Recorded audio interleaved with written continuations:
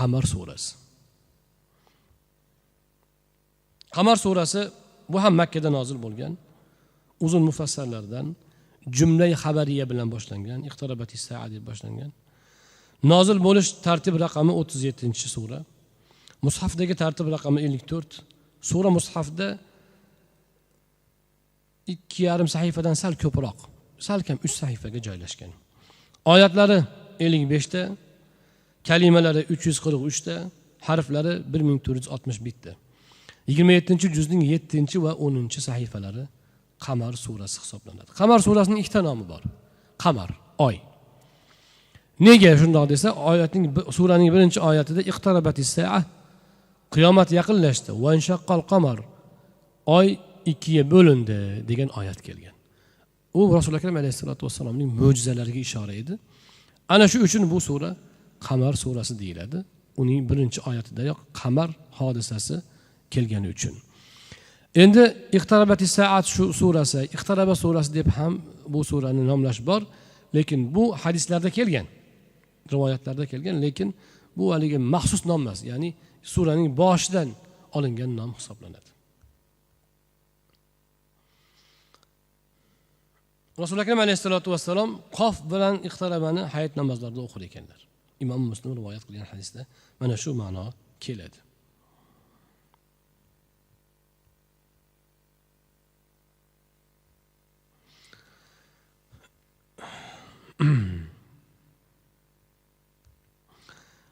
Bismillahirrahmanirrahim. Iqtarabatis sa'atu wa inshaqqal qamar. Qiyomat yaqinlashdi va oy ikkiga bo'lindi.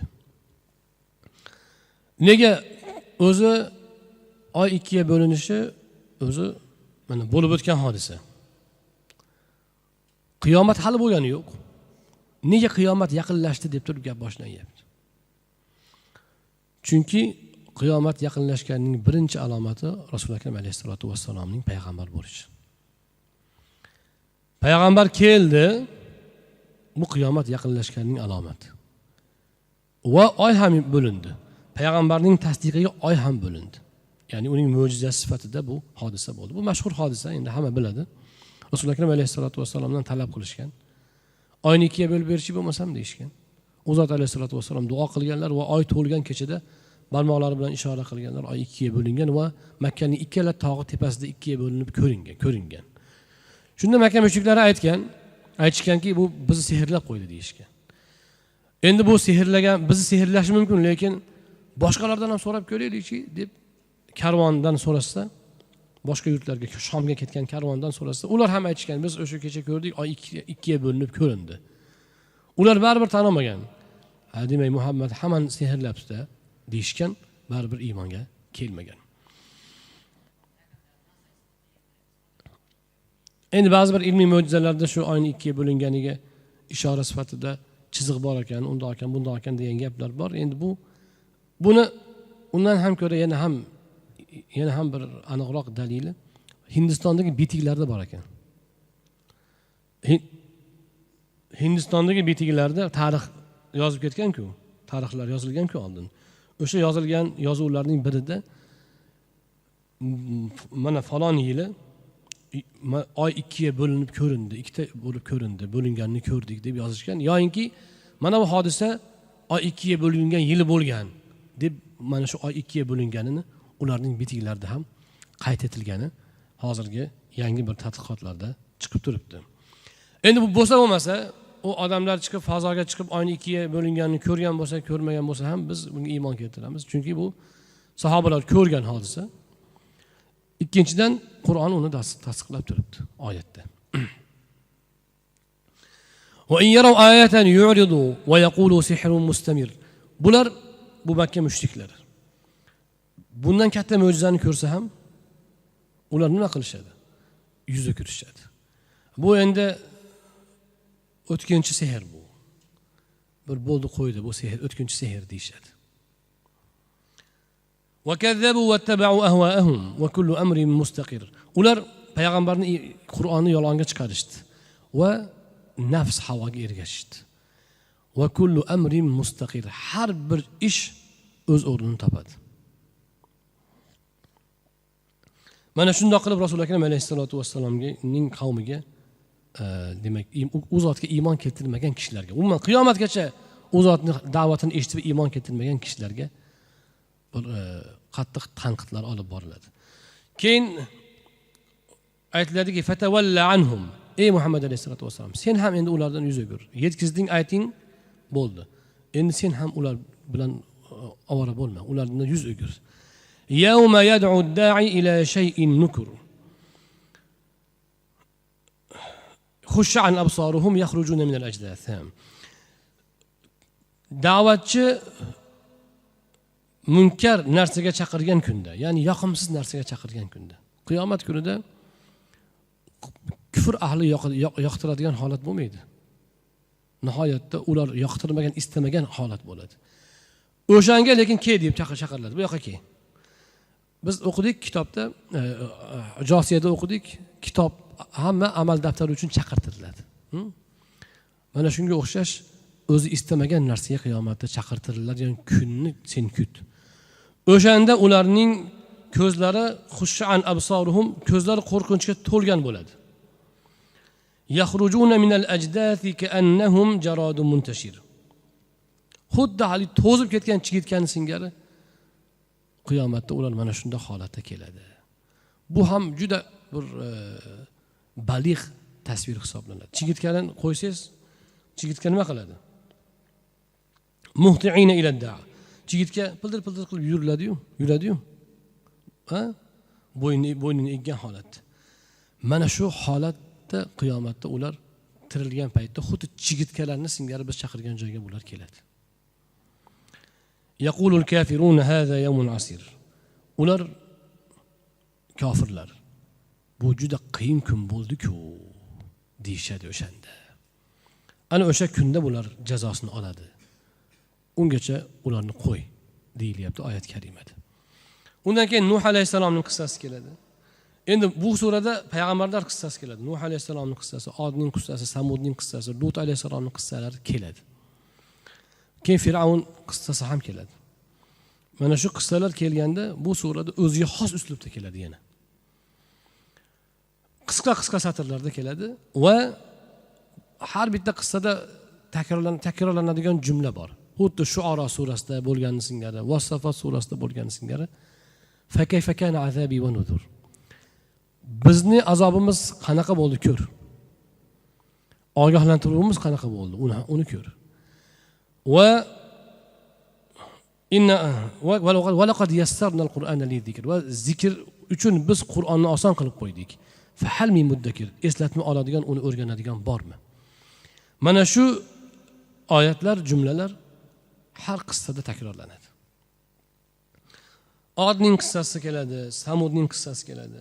Odning qissasini Alloh subhanahu va taolo aytadiki, shum kunlarda muttasil shamol bilan ularni biz halok qildik deydi. Bo'ron. Muttasil bo'ron turgan, ular xuddi ki annahum ajazu nakhli munqa'ir. Xuddi haligi ilmi teshik bo'lib ketgan, keyin yerda yotgan bular yerda yotgan xurmo xodalariga o'xshab qoldi. Al-Haqqa surasida keladi, shu xoda ichi g'ovak bo'lib qolgan deydi. Odatda xurmolar masalan yiqilsa, mana shunga o'xshash, kesib tashlansa, yillar o'tsa, orasi haligi sekin-sekin chirib, ilmi teshik bo'lib qolar ekan. Ular mana shunaqa holatga kelgan ekan Od qavmi. Nega ularni xurmoning xodalariga o'xshatilgan? Ular bir necha kun, 8 kun shamol bo'ldi. Hammasi xuddi kesilgan, yiqilgan xurmolarning singari yer bilan bitta bo'ldi. Bo'yi uzun bo'lgani uchun. Bo'yi uzun bo'lgani uchun ular o'sha butun jasadi bilan halok bo'lgan holatda, demak, hammaga ibrat holatga tushdilar.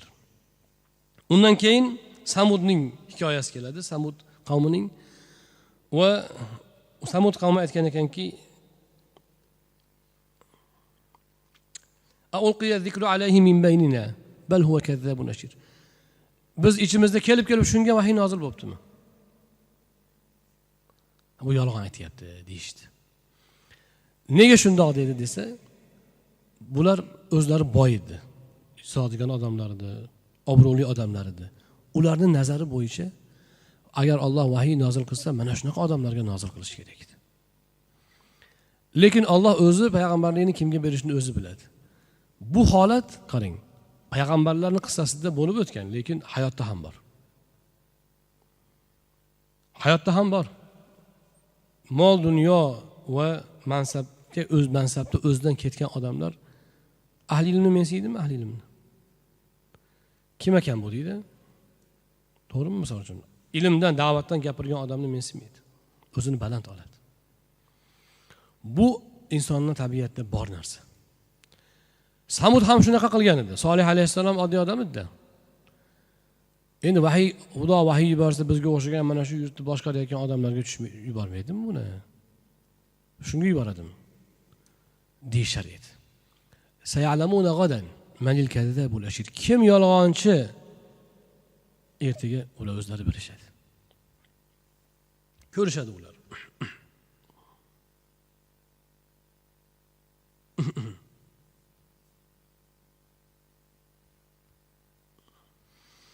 Undan keyingi oyatlarda Alloh subhanahu va taolo Lut alayhissalomning qissasini keltiradi. Najjaynahum bisahar. Ularga sahar vaqtida najot berdik deydi. Ni'matan min indina. Bu biz tomonimizdan ne'mat bo'ldi. Kazalika najzi man shakar. Biz shukr keltirgan kishilarni mana shundoq mukofotlaymiz. Nega Lut alayhissalomning qavmini, Lut alayhissalomning o'zini shukr keltirganlikda Alloh subhanahu va taolo alohida zikr qilmoqda. Chunki shukrning bitta qoidasi, shukrning bitta sharti.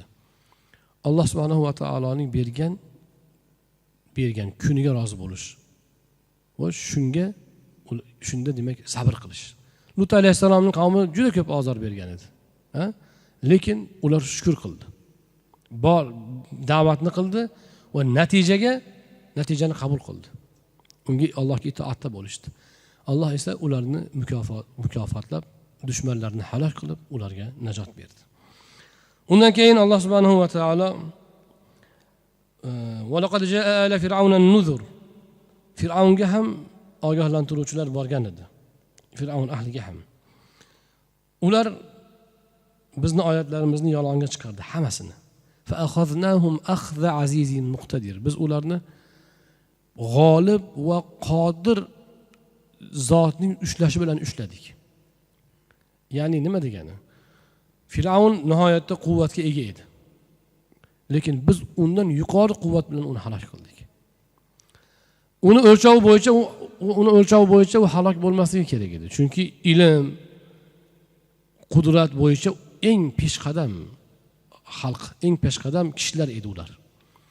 Lekin Alloh undan yuqori qudrat bilan uni halok qildi. Shuning uchun Qur'onda "Va ma antum bimu'jizina fil ard."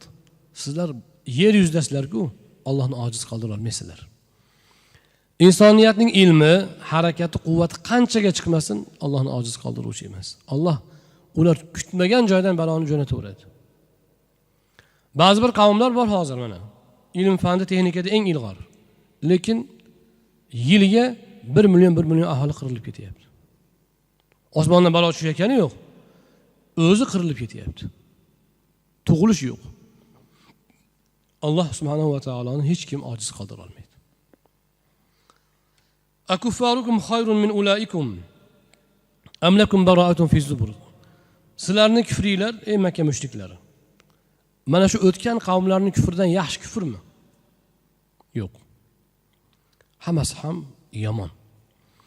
Am lakum bara'atun fi zubur. Yoki sizlarga qadimgi ilohiy kitoblarda sizlarga oqlov berilganmi? Sizlar nima qilsanglar bo'laveradi degan sizlarga bir oqlov bormi? Yo'q.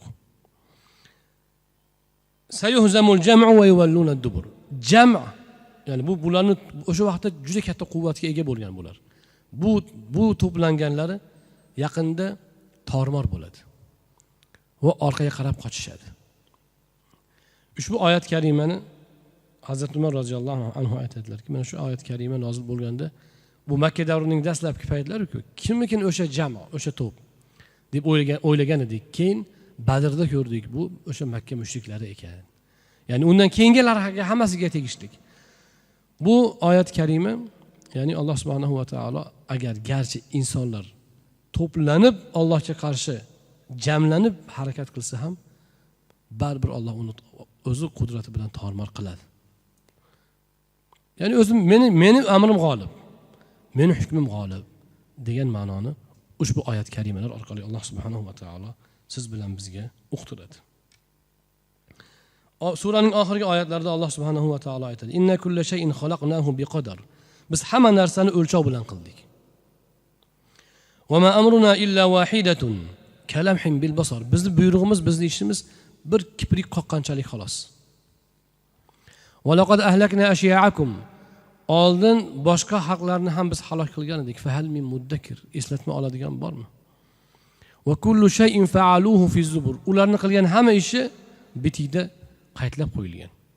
"Va kullu saghirin va kabirin mustatar." Hamma katta yu kichik ular ham chizib qo'yilgan, ya'ni yozib qo'yilgan. "Va kullu saghirin va kabirin mustatar. Innal muttaqina fi jannatin wa nahar." Albatta taqvodorlar jannatdadurlar, anhorlarda bo'ladilar. "Fi maq'adi sidqin 'inda malikin muqtadir." Qudratli podshoh huzurida rost o'rinda bo'ladilar, ya'ni sidq o'rnida bo'ladilar degan oyat bilan sura karima yakuniga yetadi. Ana Qamar surasining oyatlari ham demak makki oyat bo'lgani uchun payg'ambarlar qissasi va iymonga targ'ib va Alloh subhanahu va taoloning demak tavhidiga dalolat qiluvchi oyatlar bilan bu sura ham demak mana shu Makka davriga xos xususiyatlarni o'zida namoyon etgan va bu suralar bizga da'vat bosqichlarini ham bir qator ko'z oldimizga keltiradi. Biz odatdan biz musulmon xalqmiz-ku, musulmonlar ichida yashab ulg'ayganmiz-ku. Biz mana bunaqa insonlarni iymonga chaqiradigan da'vatlarga juda begona bo'lib qo'yamiz. Birinchi gapimiz uka namoz o'qing, aka yaxshilik qilingdan boshlaymiz. Lekin iymon masalasi haqida biz odatdan xalq orasida biz gaplashmaymiz. Bormi yo'q? Iymon haqida jannat do'zaxni ham juda kam eslaymiz. Ko'proq bir-birimizga bo'lgan targ'ibimiz nima bilan bo'ladi? Mana u savob, mana u gunoh.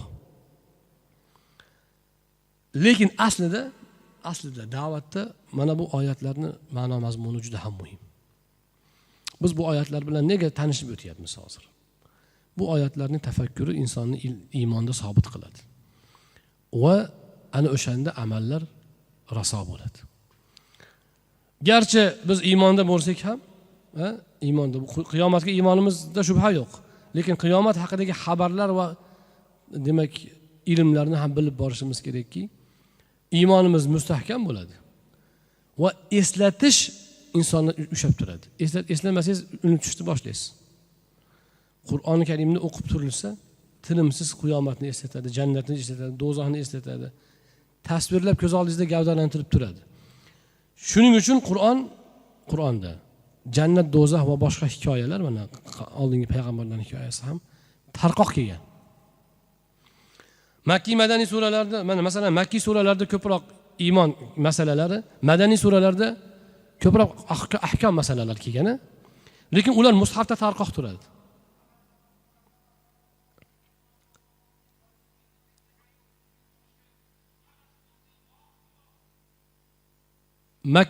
Makka davrida aqida masalalari, Madina davrida ahkam masalalari nozil bo'lgan, lekin mushafda aralash turadi.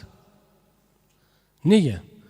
Biz mushafni o'qib xatm qilib tursak, demak hammasini bizga doim eslatib turadi. Agar masalan yarim tepa Makka, past suralar madaniy bo'lsa, unda bu go'zallik chiqmaydi. Qissalar ham tarqoq, qayta-qayta eslatiladi. Nega? Hatto bir oyda bir xatm qilsangiz, bir oyda bir eslash ham uzoq qolmasin. Balki ko'proq kun eslansin. Bir oyda bir xatm qilsangiz, siz mana shu qissalarni taxminan 3 kunda bir eslayverasiz. 3 kunda bir, 4 kunda bir shu qissalar yana qayta-qayta kelaveradi. Nega? Mana shu musulmon shaxsning shaxsiyati mana shu bilan mukammal tarbiya topadi. Shuning uchun Qur'oni Karimning tartibi ham mo'jiza hisoblanadi va tarbiya omili sanaladi. Alloh subhanahu va taolo o'z barchalarimizga foydali ilm bersin. Inshaalloh ertagalik suhbatimizda biz Rahmon, Voqea, Hadid, Mujodala, Hashr, keyin Mumtahana suralarni o'rganamiz. Saf surasi bormi, yo'qmi eslanmadim hozir. Saf bo'lishi mumkin. Bo'lsa, nari borsa yo jumagacha yoki safgacha bo'lgan shu 6-7 ta sura bugungi singari. Faqat ertagalik suralar ba'zi birlari sal saf bor ekanmi? Saf bilan 7 ta. Demak, ertaga yana 7 ta surani o'rganamiz. Inshaalloh undan keyingi kunlar endi 1-2 kun sal qattiqroq ishlaymiz. Keyin inshaalloh mana shu suhbatlarimizni inshaalloh shu bilan yakuniga yetkazib olamiz. Va bu Qur'on bilan tanishuv hammamizga inshaalloh bir debocha bo'ladi, muqaddima. Alloh subhanahu va taolo yana foydali ilmlarga o'zining kalomini to'liqroq o'rganishga o'zi muyassar qilishini o'zidan so'rab qolamiz. Subhanakallohumma bihamdika la ilaha illa anta nastag'firuka va natubu ilayk. Allohumma anfa'na bima 'allamtana va 'allimna ma yanfa'una va zidna ilman nafi'a. Alloh o'zing barchalarimizga foydali ilm bergin. Qur'ondan bilmaganimizni o'rganishimizga tavfiq va imkoniyatlar, himmatlarimizni Alloh o'zing ziyoda qilgin. Va Qur'ondan unutganlarimizni yodimizga solgin. Uni o'qib, o'rganib, undan o'g'it olib, roziligingga, jannatingga musharraf bo'lishimizni nasib ayla. Ilohiy Qur'onni dardlarimizga davo qilgin, ranjlarimizga shifo qilgin. Savoblar bilan amal daftarlarimizni hasanotlar bilan to'ldirgin. Va bu savoblardan o'tganlarimiz ruhlarini ham o'zing bahramand aylagin. Suhbatlarimizni Alloh eson-omon yakuniga yetkazib, hammamiz uchun manfaatli bo'lishini Alloh o'zing muyassar ayla. Va sallallohu ala nabiyyina Muhammad va alihi va ashabihi ajma'in bi rahmatika ya